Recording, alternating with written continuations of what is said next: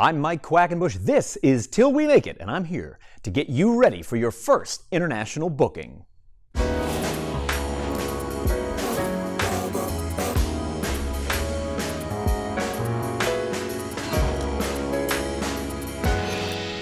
It's an important evolution for any performer. That first time they're offered the opportunity to go and perform in a foreign country. I can still remember the first time I went to Europe back in 2003.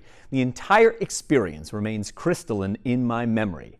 But there are some things that you do need to do in order to prepare adequately for your first international booking. And let's start with that most obvious of things. Do you have a valid passport? Keeping in mind, some airlines will not even allow the promoter hiring you to book your international flight without information inside this document. Most U.S. passports issued these days are valid for a period of 10 years, and each one includes a 9-digit passport number that you may have to provide to whomever is asking you to come abroad. You may have heard from a relative or acquaintance that Americans do not need a passport when visiting either Canada or Mexico, that you could cross the border safely with your birth certificate and one other form of government-issued ID. And yes, there was a time when that was true, but it has not been true in the wake of September 11th, 2001, when changes were enacted that mean all United States citizens need a passport when visiting other North American countries. So, if you have never held a valid passport before, or you've lost your passport, or your passport expired more than 15 years ago, you need to start the process by filling out a form you can find on usa.gov called the DS-11. In addition to filling out the DS-11, you're going to have to show proof of U.S. citizenship. That means your birth certificate or a naturalization certificate that you received when you became a citizen. You will also need a government-issued ID, like your driver's license or military ID that you have from your years of service. In addition to that form and the forms of identification, you're also going to need color passport photos. That means if there is a photo kiosk in the center of your local shopping mall that takes small black and white photos for $1, that's not going to work. They've got to be full color photos in this day and age. And there's two easy ways that you might be able to get passport-sized photos taken. My local CVS takes them, and a lot of pharmacies do. Walgreens, Rite Aid. They have a small screen that you'll sit in front of, they pull it down behind you, they snap the photos, and 10 minutes later, you're on your way. And the passport photos, the last time I had mine taken, cost about $3. But maybe you don't have a pharmacy near you that takes passport photos, then what? Well, you can look online to see if a post office near you is marked as a passport center.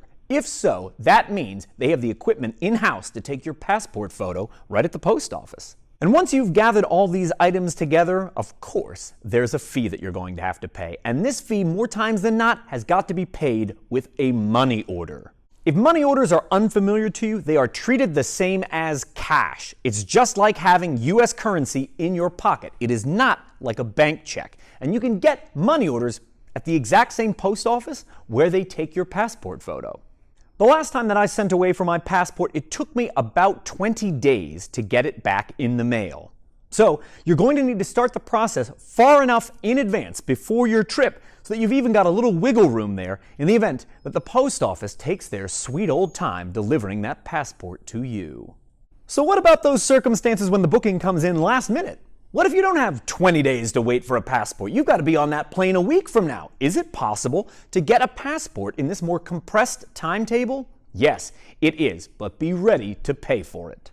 Even with one simple Google search, you will find companies out there that can expedite the processing of passports. And on average, you're going to pay at least $149 for your passport to be expedited.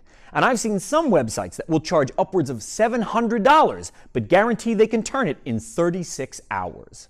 So yes, it's possible to bypass the slow grinding wheels of bureaucracy and get your passport a little more quickly than 2 to 3 weeks away.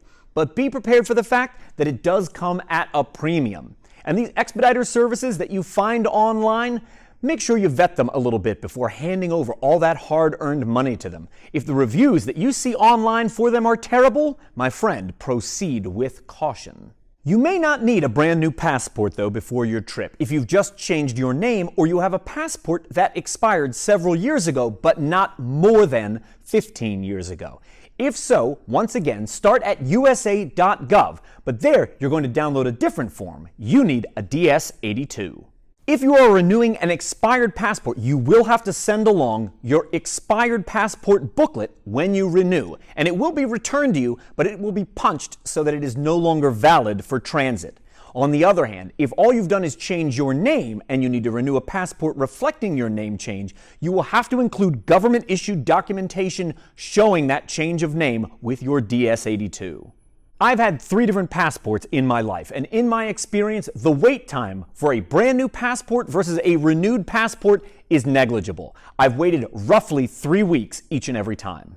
If just hearing about this wait time has already got you sweating bullets, you can feel that anxiety creeping up on you, go ahead and start the process of getting your passport now so that you are ready whenever that international booking comes your way.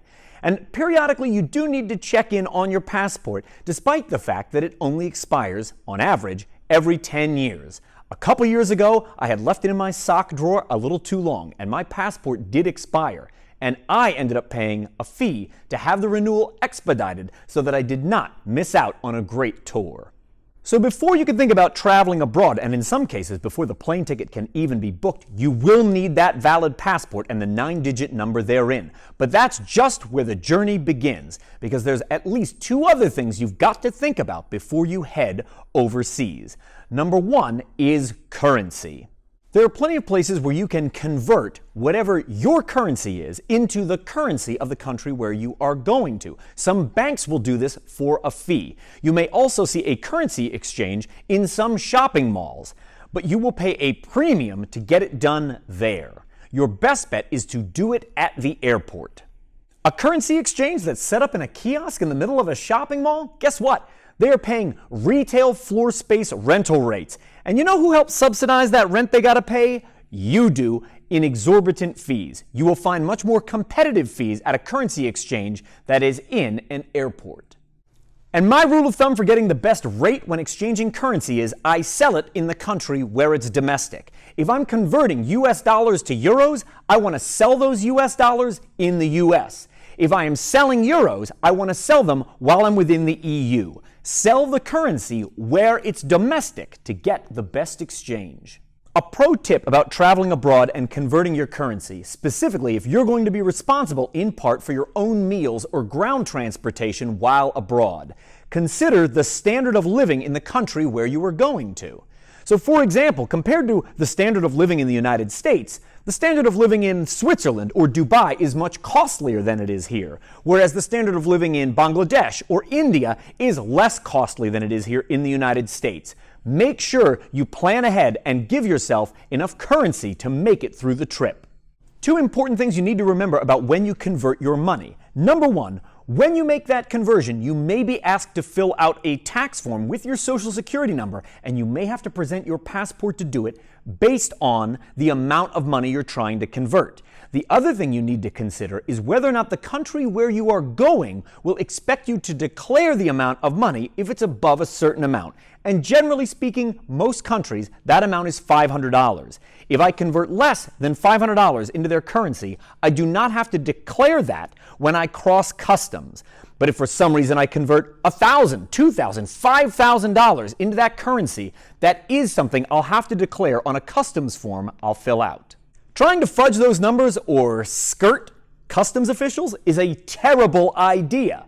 When you enter a new country, those officials have the option of opening up all your bags. They can go through everything that you've got on you, including your wallet. And if they discover that you have not been honest on the declarations form when coming into their country, they can refuse you. They can turn you right back around and send you to the country where you came from. When dealing with customs and immigration officials, it is always best to be straightforward and clear. It's not a great idea to take that as an opportunity to test out your dry sense of humor. Bringing currency into a foreign country is the kind of thing that you'll have to declare on that intake form if it's above a certain quantity. But there's something else that you might have to declare on that form, and that is if you are bringing commercial goods into the country. And what does that mean? It means goods around which there could be commerce, things you plan to sell, like your merch. Some countries will allow you to bring a minimal amount of commercial goods across the border at no cost to you. And there are those countries that will allow you to designate a certain amount of the goods as a gift. But everything that's outside of those parameters could be subject to an import tax or tariff. The last time I was part of an overseas tour, $3,000 in commercial merchandise was shipped ahead, and we ended up being charged about $600 as an import tax to bring those goods into the country, because we wanted to be open and honest about the fact that we intend to sell them. That, of course, is an enormous expense, and upon hearing that, you might think, Mike, how on earth am I going to make any money selling my merchandise in a foreign country? And the reality is that may mean you have to increase the asking price at the merchandise table to cover the additional expense you're going to incur to import goods into a foreign land. So on that last overseas tour, some of the shirts that we would have normally sold for $25, we had to mark them up to $30 just to preserve our profit margin and to make sure that we paid the government the tariff that they asked for our importation of the commercial goods. So you've converted your currency, and that's a good start, but when you're going abroad, there's one other thing you've got to convert, especially if you're bringing a phone charger or hairdryer along with you. You're also going to have to convert power so that you're able to charge your devices and use electrical outlets safely. Years ago, I got a pack of adapters just like this so that I'm able to use the electrical outlets safely no matter where I go. This one will work in the UK, this one will work in the Middle East, this one works in Australia and China. And you'll need this if you've got anything you need to power while abroad. So for example, let's say I want to use my US laptop charger, but I want to use it while I am in the United Kingdom. Well, I'm going to take the US charger and plug it into this adapter. And then it is this adapter that ends up going into the wall outlet. And keep in mind, in other countries, the voltage is different. So at home, it might take my laptop 2 hours to fully charge, but that may not be the case when I'm in the UK. It may only take 15 minutes. Voltage is important to consider, especially if you can overcharge the battery in your device. You may come back to the hotel room discovering your phone has detonated. So you're nearly set to head abroad. You've got yourself a legal and valid passport, you've converted some money, you're ready to convert power so that you can charge all of your devices while you're abroad. There's one other thing I hope that you will consider, and that is you may need to know some of the native language. There are tons of great programs and apps out there that will get you fluent in foreign languages, but you may not have time for lengthy grammar lessons. If that sounds like you, what I always do is buy a commonly used phrase book at any bookstore for the country where I'm going, so that I always feel confident about sorting out a mistaken hotel reservation, being able to order dinner, or asking where the bathroom is while I'm in another country. When I was 18 years old, I was fortunate enough to spend a week abroad in Europe. And while abroad, I was the embodiment of the phrase, the ugly American. If you don't know what that means, it refers to a very American-centric view of the world, like visiting a foreign country and not understanding why everyone there speaks something other than English. I made a real embarrassment of myself when I was abroad, and I never want you to feel similarly embarrassed. If you're curious what the national languages of the land you are about to visit might be, it can be found on the Wikipedia page for every single country on Earth. It is listed on the right-hand side. And keep in mind, some countries have multiple national languages. In many cases, none of them are English.